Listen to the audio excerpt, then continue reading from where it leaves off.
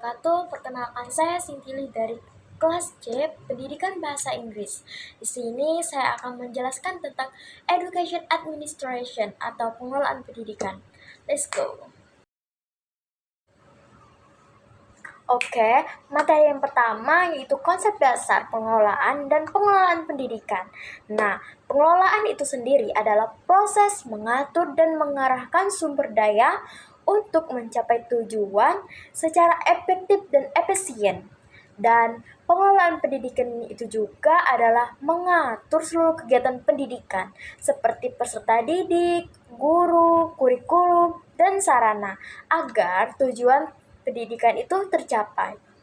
Dan juga ada konsep dasar pengelolaan pendidikan, yaitu yang pertama perencanaan, perorganisasian, pelaksanaan, dan pengawasan.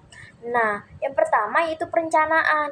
Misalnya, kita akan membuat kelas meeting. Nah, di sana kita akan tahu rencananya apa, kegiatannya apa, dan tujuannya itu apa. Dan yang kedua yaitu perorganisasian, yang mana di sini kita akan membagi tugas dan tanggung jawab. Misalnya, si A sebagai ketua dan si B sebagai wakil. Nah, di sana mereka sudah memiliki tanggung jawab masing-masing.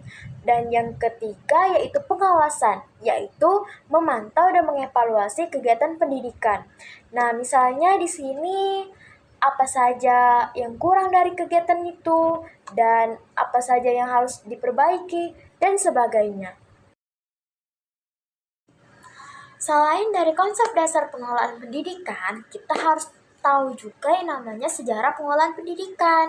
Nah, yang pertama yaitu ada di masa tradisional, yang mana di masa ini pengelolaan pendidikan masih sederhana dan belum terstruktur, yang mana pendidikan itu biasanya dilakukan hanya di rumah, tempat ibadah, dan komunitas sosial.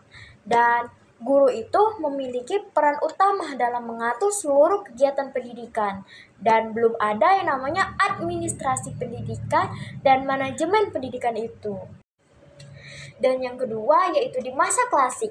Di masa ini mulai munculnya lembaga pendidikan formal seperti sekolah dan universitas.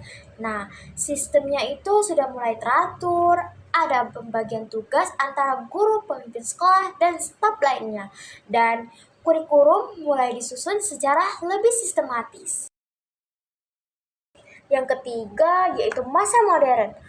Pengelolaan pendidikan mulai menggunakan prinsip-prinsip manajemen modern, munculnya perencanaan, organisasi, kepemimpinan, dan pengawasan. Sekolah mulai memiliki struktur organisasi yang jelas, dan teknologi mulai digunakan administrasi dan proses belajar.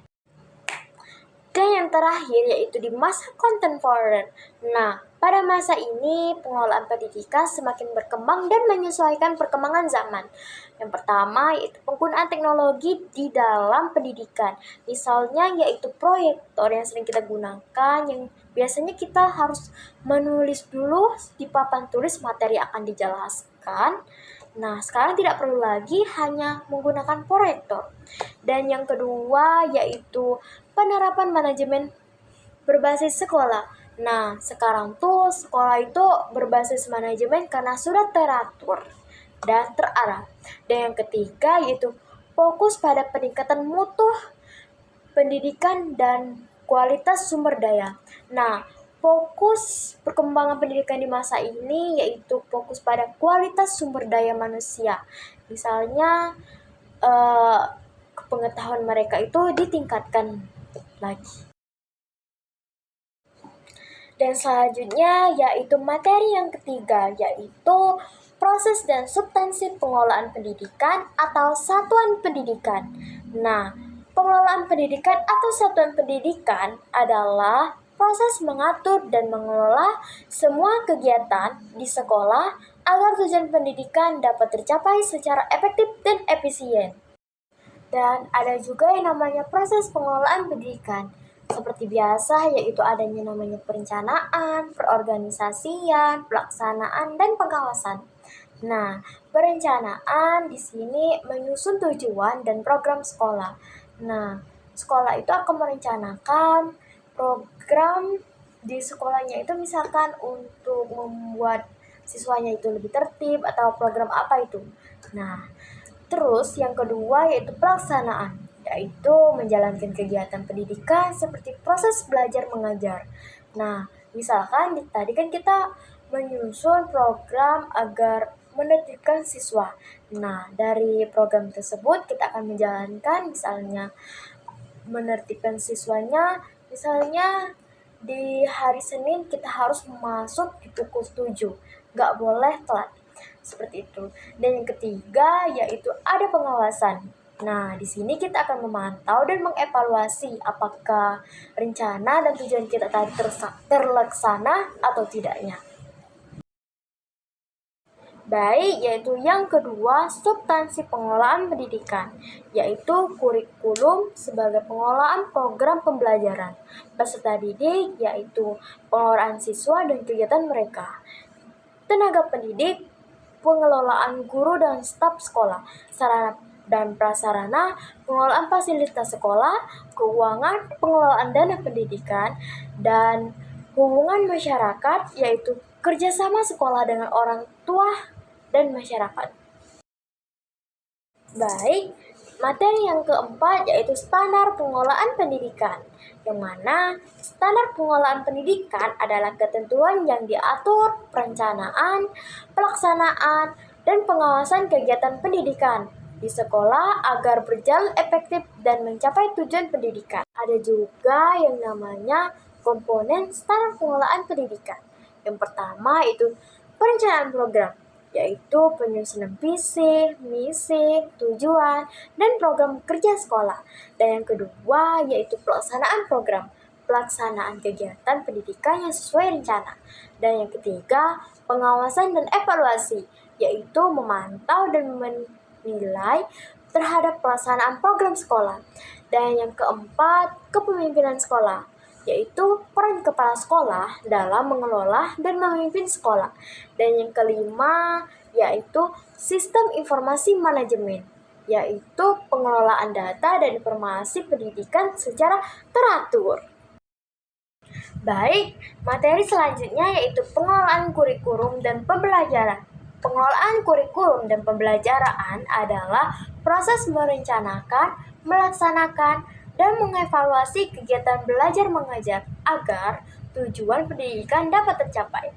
Tahapannya yaitu perencanaan, yaitu menyusun kurikulum, silabus, dan perencanaan pembelajaran. Dan yang kedua yaitu pelaksanaan. Pelaksanaannya yaitu melaksanakan proses belajar mengajar di kelas. Dan yang ketiga yaitu evaluasi, menilai hasil pembelajaran siswa dan memperbaiki proses pembelajaran. Dan ini tujuannya yaitu meningkatkan kualitas proses pembelajaran, membantu siswa mencapai kompetensi yang diharapkan, dan yang ketiga yaitu mengembangkan potensi dan kemampuan peserta didik secara optimal. Baik, materi selanjutnya yaitu tentang pengelolaan pendidik dan tenaga kependidikan. Pengelolaan pendidik dan tenaga kependidikan adalah proses mengatur, mengembangkan, dan memanfaatkan guru serta staf sekolah agar kegiatan pendidik berjalan dengan baik. Kegiatan pengelolaannya yaitu perencanaan, menentukan kebutuhan guru dan tenaga kependidikan, dan yang kedua itu perorganisasian, yaitu pembagian tugas dan tanggung jawab, dan pengembangan yaitu pelatihan dan peningkatan kompetensi. Dan yang terakhir yaitu evaluasi, penilaian kinerja guru dan staf.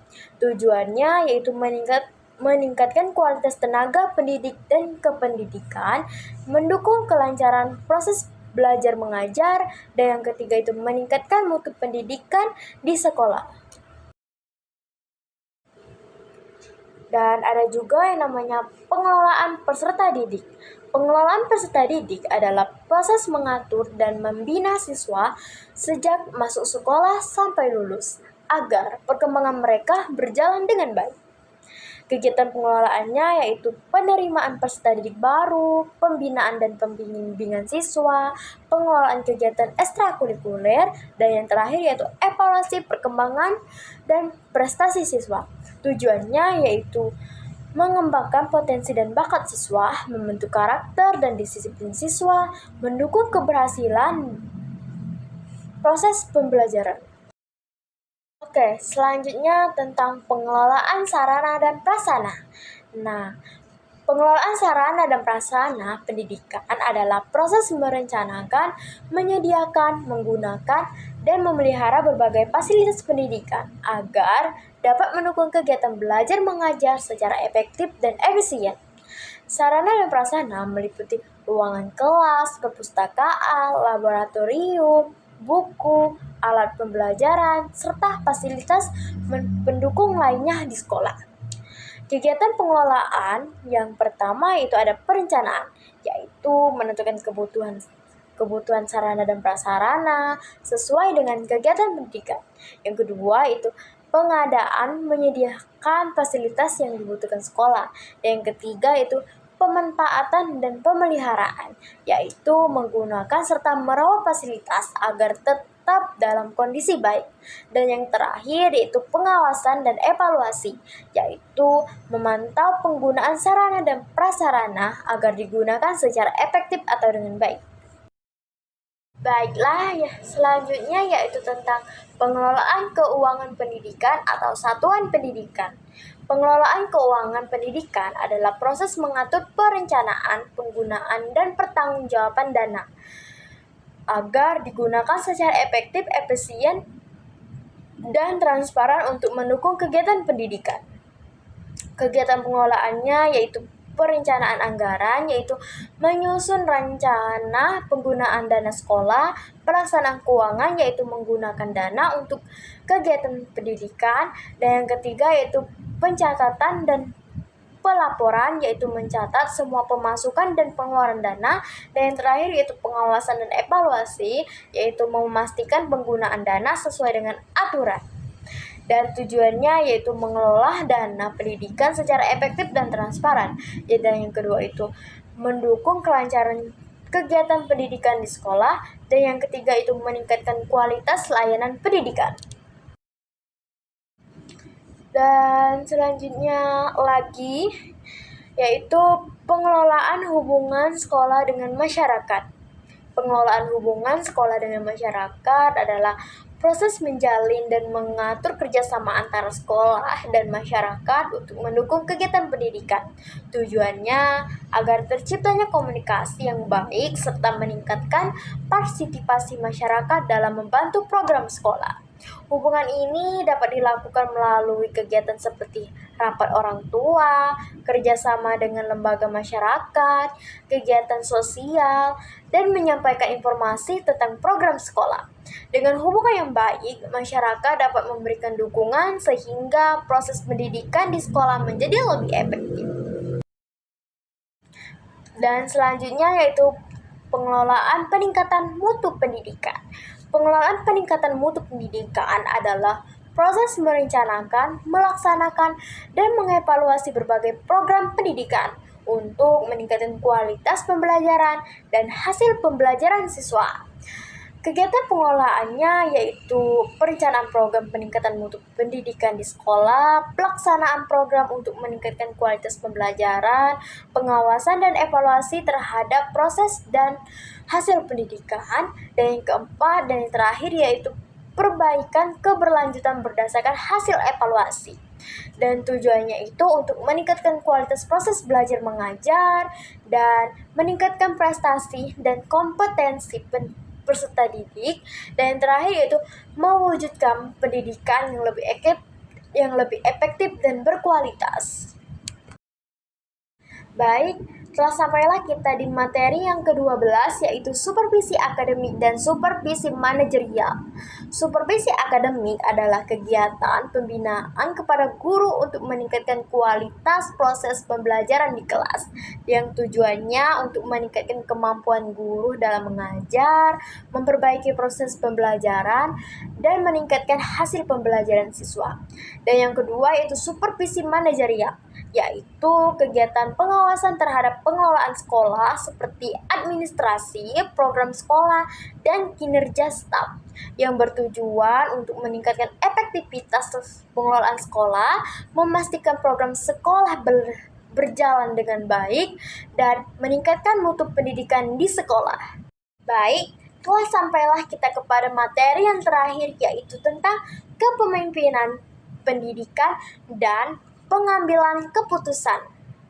Nah, kepemimpinan pendidikan adalah kemampuan pemimpin sekolah seperti kepala sekolah dalam mengarahkan, membimbing, dan mempengaruhi guru serta staf untuk mencapai tujuan pendidikan.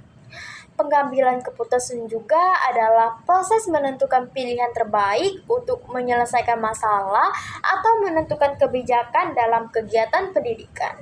Ini bertujuan untuk mengarahkan kegiatan pendidikan agar berjalan dengan baik, menyelesaikan masalah yang terjadi di sekolah secara tepat, dan meningkatkan efektivitas dan mutu pendidikan. Itu saja materi dari saya. Saya akhiri. Wassalamualaikum warahmatullahi wabarakatuh.